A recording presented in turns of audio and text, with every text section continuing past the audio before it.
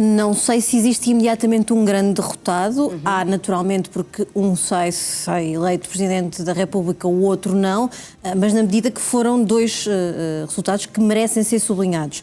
O de António José Seguro, de forma evidente, porque fez um caminho que numa primeira análise, quando anunciou a sua candidatura, não era o caminho que seria mais antecipável, conseguiu gerir de forma adequada o timing político do anúncio da candidatura, mesmo tendo ido contra aquilo que era a vontade do seu partido, porque havia muitas vozes internas contra o facto de Seguro se movimentar em antecipação, e conseguiu ao longo dos diferentes momentos desta caminhada até Belém, e a campanha começou bastante cedo, se formos a pensar, porque normalmente o anúncio das candidaturas faz-se mais próximo do final do ano, outubro, novembro. Aqui tivemos logo no início do verão o anúncio das candidaturas. Ele soube sempre ir gerindo também aquilo que era a forma como comunicava. Nesta reta final aproveitou muito o facto de haver uma direita que se fragmentou na votação para, de alguma forma, surgir como o candidato que mais facilmente passou à segunda volta, aproveitando uma grande divisão de votos que existiu à direita.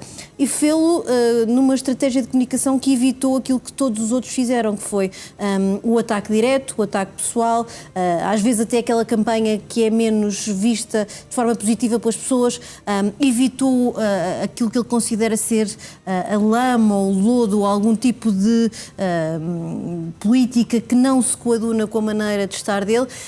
E, aliás, ele sinalizou isso mesmo ontem no discurso de Vitória, que sublinhou o papel dos antigos presidentes, se formos a recordar, agradeceu o contributo que foi dado por cada um deles, mas avisou desde logo que ia ser um presidente com o seu próprio estilo, ou seja, vai tentar também aqui imprimir algum tipo de presidência que tentará de alguma forma salvaguardar aquilo a que as instituições hoje em dia estão sujeitas. Há um grande descontentamento com a política, com os políticos, ele tem noção disso, e parece-me, por aquilo que foi o discurso de Vitória, que de alguma maneira tentará manter esta matriz de evitar o grande conflito, a política mais bélica a que temos assistido nos últimos tempos, sabendo que isso é difícil, havendo um Parlamento tão fragmentado. Quanto a Ventura, não se pode dizer que seja um absoluto derrotado. Ele, de facto, consegue um reforço da votação. Não foi na medida daquilo que ele esperava, e eu creio que isso foi mais uma desilusão para o Presidente do Chega do que propriamente uma derrota significativa. Esse reforço dá-lhe aqui alguma margem. É impossível dizer que é o líder da direita, e isso ficou claro naquilo que foi o resultado eleitoral. O que me parece é que ele foi bastante claro ao dizer que tem uma votação que lhe permite continuar a acreditar que em breve vai gerir o país. Não sei se vai, mas vai fazer tudo para que o atual Primeiro-Ministro saia muito desgastado nos próximos meses, sabendo-se já de antemão que há aqui uma vontade do Presidente da República em que tenhamos um ciclo de 3 anos e meio sem eleições. E Raul Vaz Seguro frisou no discurso que será o Presidente de todos, avisou também que pode travar reformas, como a laboral, sem consenso. Será um Presidente mais interventivo do que Marcelo Rebelo de Sousa? É um Presidente diferente porque o tempo também é diferente. Além das diferenças naturais entre duas pessoas, Marcelo Rebelo de Sousa e António José Seguro, e que é evidente que isso vai se refletir no comportamento do novo Presidente, como se refletiu no comportamento do até agora e ainda em funções de Presidente da República. Há um grande vencedor nestas eleições, chama-se António José Seguro. Aliás, ele meteu no bolso todo o Partido Socialista costista, que determinou a estratégia do Partido Socialista e até do Governo nos últimos 10 anos e que rejeitou, e não foi agora, foi há 10 anos ou 11 anos, rejeitou António José Seguro. António José Seguro é um delfim de António Guterres. Há algumas semelhanças entre estes dois homens. Aliás, António José Seguro foi fazer um curso, uma aprendizagem, julgo que para Paris, para fazer uma campanha de António Guterres. Era ele o delfim, por perfil, escolhido pelo agora Secretário-Geral das Nações Unidas, e, portanto, o Partido Socialista não percebeu isso, não foi há 10 anos, não percebeu isso agora, porque António José Seguro nunca foi pouquinho, foi diferente, ou seja, foi diferente sempre de António Costa, foi diferente de José Sócrates. E ele tem o mérito hoje, sendo Presidente da República, e mesmo que o fosse, teria esse mérito, na minha opinião, de ter sido das primeiras pessoas, se não a primeira pessoa no Partido Socialista que, perdoa-me o termo, topou José Sócrates. Ou seja, ele ainda foi líder parlamentar de José Sócrates, com uma maioria absoluta de Sócrates durante um mês e meio, e percebeu que tinha que sair e saiu. E, portanto, é este Presidente da República que vamos ter, ou seja, uma pessoa que não é conflituosa, uma pessoa que entra num momento muito difícil para o país, uma conjuntura nacional e uma conjuntura internacional absolutamente diferente daquela que encontrou Marcelo Rebelo de Sousa há 10 anos. É muito, muito difícil o trabalho de António José Seguro. Agora, ele já disse ontem uma coisa que faz também, desafia outras duas pessoas na cena política portuguesa. Disse que com ele, por ele, não haverá alteração de ciclo eleitoral, ou seja, se o governo, se Luís Montenegro conseguir governar, apresentar resultados, e esse é o grande desafio que neste momento se põe ao Primeiro-Ministro e ao Governo, ou seja, não é a liderança da direita, porque a liderança da direita, como a Diana disse muito bem, não está nas mãos de André Ventura. Não está, e não sei se alguma vez estará. Porquê? Esse é o desafio do Primeiro-Ministro, ter resultados, corresponder, articular-se com o Presidente da República. A primeira nota do Luís Montenegro foi dizer: o pacote laboral pode ser adaptado, porque ele sabe que o Presidente da República, que vai entrar em funções, não aceita como ele está. Provavelmente é uma mais-valia para a lei que vai ser alterada, na minha opinião. E depois André Ventura, que é um derrotado. Mas tem espaço, tempo e caminho para recuperar alguma coisa. Agora, o desafio para André Ventura é muito grande. Porquê? Porque André Ventura tem 6 anos de vida, é um fenómeno a nível de vida política. Bem entendido. Bem entendido. É um fenómeno a nível mundial. Nunca aconteceu nada deste género, que a extrema-direita a crescer e a assumir um papel de liderança parlamentar num país. Agora, estas eleições também mostraram uma coisa, é que há muita direita que não se articula, não se revê em André Ventura. E como é que ele pode fazer? Esse é o seu grande desafio. Aliás, a Teresa Nogueira Pinto, que é uma conselheira de André Ventura e uma conselheira altamente qualificada, já o disse, isto é muito difícil. Porquê? Porque André Ventura chegou lá rápido, porque chegou com a bolsa dos descontentes, que vieram do Partido Comunista, do Bloco de Esquerda, do Partido Socialista, vieram de todos os lados e desaguaram nos braços de André Ventura. Também. E do Partido Social Democrata também. E do Partido Social Democrata, exatamente, do Partido Social Democrata. E provavelmente muitos do Partido Social Democrata. E desaguaram nos braços de André Ventura. Ele tem essa gente nos braços, mas essa gente, ele precisa de outra gente diferente para chegar ao poder, como ele ontem diz, que vai liderar Portugal. Eu penso que não. Penso que não será neste ciclo eleitoral que ele vai liderar Portugal. Não haverá espaço, nem público, nem social, nem político para uma rejeição de um orçamento de Estado. O Partido Socialista de José Luís Carneiro estará certamente interessado em que este ciclo se cumpra de 3 anos e meio e, portanto, são estes desafios com um grande vencedor, António José Seguro, com um Primeiro-Ministro que sai, na minha opinião, com algumas condições. Agora, tem que trabalhar, tem que mudar a equipa, tem que puxar para o seu lado alguém que seja não um vice-primeiro-ministro, mas um secretário de Estado de adjunto muito, muito qualificado, e ele tem lá dentro de casa.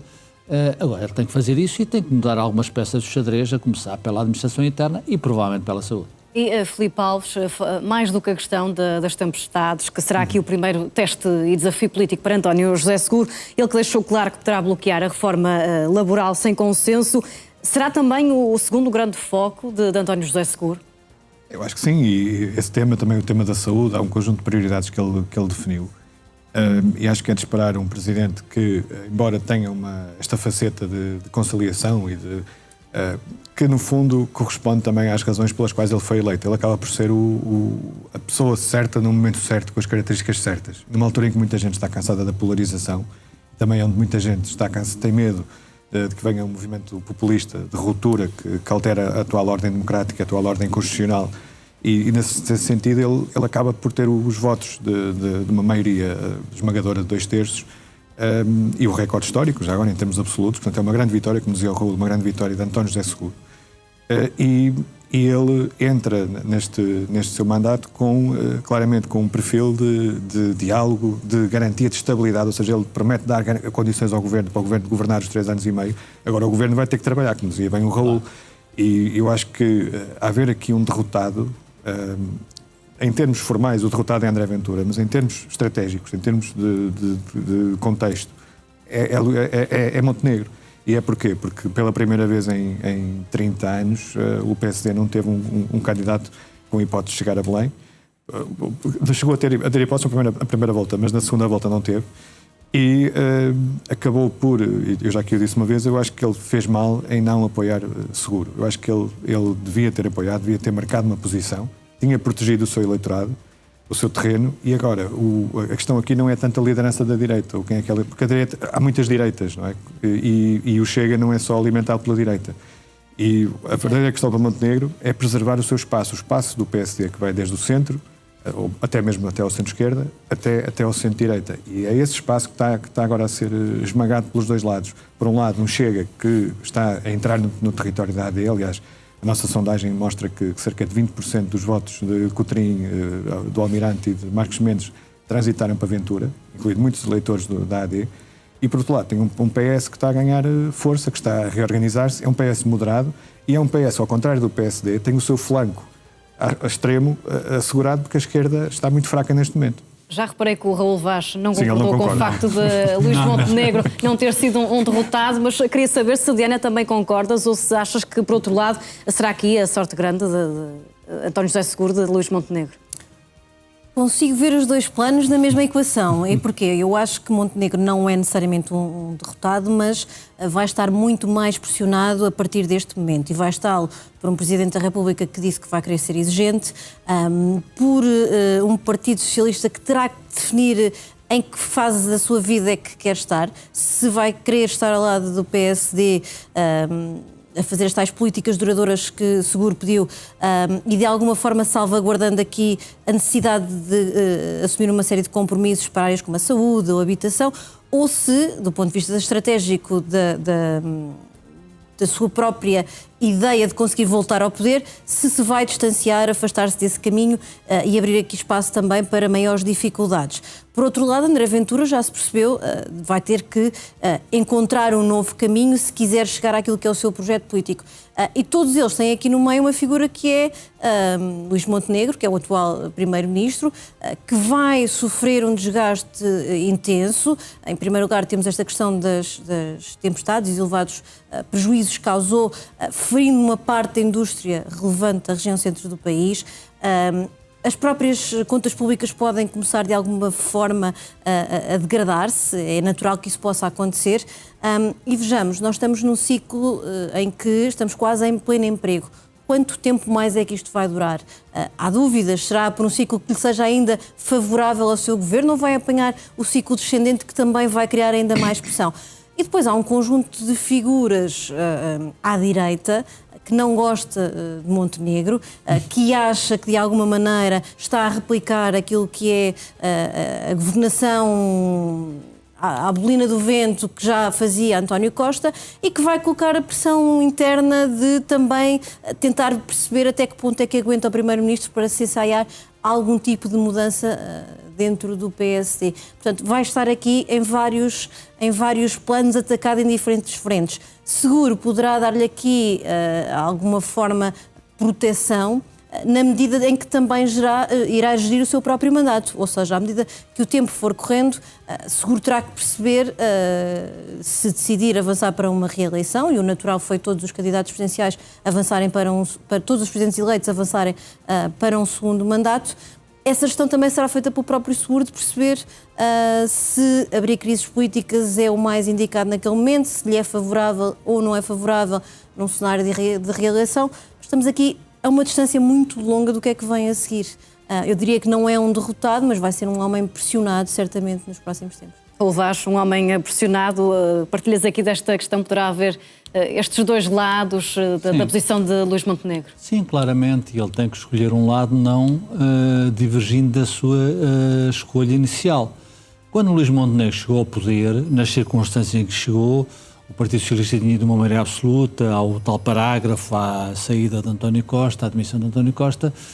Luís Montenegro, nesse contexto, fez aquilo que eu acho que fez bem. Não é não ao Chega, ou seja, isso mantém-se, vai ter que se manter, vai ser gerido. Repare-se, há comparações que são impossíveis no tempo. Nós não podemos comparar nenhum tempo a este tempo que estamos a viver. Em 6 anos, o Chega passou de um partido que tinha um deputado para um partido que é o segundo maior partido em termos de deputados na Assembleia da República. Lidera a oposição. E há um Partido Socialista que tem menos 2 deputados. E há uma AD que tem alguns mais deputados. E há a Iniciativa Liberal que está disponível, assim queira João Coutinho Figueiredo, que aliás ontem fez uma triste figura na minha opinião, já agora um parênteses, aceitando ser comentador de eleições presidenciais quando foi candidato presidencial há 3 semanas. Mas isso é uma nota à margem. Mas dito isto, portanto, Luís Montenegro, claro que tem imensas dificuldades e tem que olhar, tem que perder todo o medo do mundo, ou seja... Antes de mais, tem um governo demasiado dependente da sua figura, não é? Exatamente. Não existem outras figuras que não... Não é só o número 2. Não há... A linha de ação que ele escolheu no momento em que assumiu este governo foi ele dá a cara por tudo. Exatamente. Ele assume, e qualquer que seja o anúncio de uma medida, a reação num determinado assunto que é relevante para o país, não é o Ministro da Tutela, normalmente, que aparece, ou aparece em segunda ou terceira linha, e é o Primeiro-Ministro que aparece quase exclusivamente. Portanto, não sei se um Vice-Primeiro-Ministro, um Secretário de Estado adjunto do Primeiro-Ministro, se chegarão. Acho que a própria lógica da organização do Governo terá, de alguma forma, também que ser. Sim, a orgânica é fundamental. Aliás, foi um erro que António Costa cometeu, na maioria absoluta, aliás reconhecido pelo Partido Socialista, e Luís Montenegro não pode continuar com esta orgânica, ou seja, ele não pode ser o homem para toda a obra. Quando acontece, aliás, nesta calamidade estamos ainda a viver, e hoje morreu uma pessoa em obras de recuperação. Já agora a Diana e eu estivemos sexta-feira no terreno, circunstância, a Diana escreveu, e aquilo é muito difícil porque é preciso ter muito cuidado. E a vítima, infelizmente, aconteceu.